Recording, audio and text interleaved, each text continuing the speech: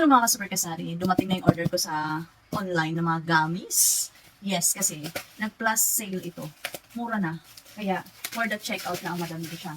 Siyempre, para madagdagan yung ating tutubuin. O, diba? O, dalawa na. Bakit dalawa? Kasi pinaghati ko. Kasi super bigat daw. Kaya dinalawang order ko na. Nakabili naman ako ng free shipping. Kaya mas malaki ang ating tutubuin. Buksan natin. Dito ay galing to sa Mr. Candy Food. Sa akin din binibilhan sa online ng mga gummies, candies.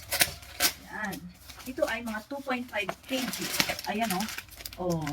Yan, gummy series 2.5 kg. Oh, wow. Ito pa. Ice cream. So ito ay uchi. Ito naman ay mushroom. Oh, mga ibang klase naman ng gummy. Kasi mga bata minsan pag may bago ay gusto nila. Oh, sa isang pack ay 3. So, ito pa, mas malaki to. Mas marami. Wait lang, buksan. Ayan! So, mas marami ito.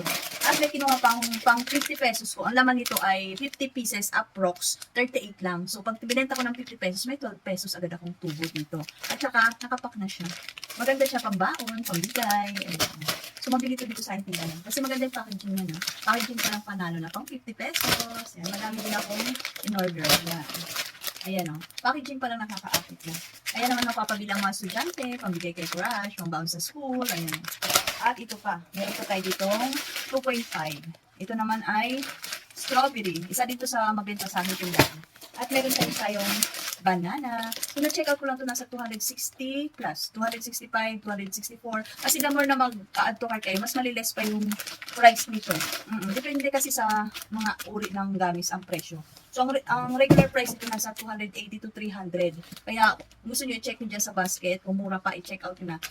Ang maglalaman ko, ang 2.5 kg ay umabot din siya ng 400 to 550 pieces. 280, 260, 270, malaki din natutubiin mo, di ba? Nasa 200 plus din. O, dagdag paninda, dagdag kita sa ating tindahan. Check out na lang dyan sa basket, okay?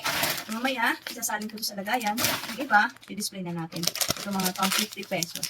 Okay, lalagay ko na lang dyan sa basket. Bye!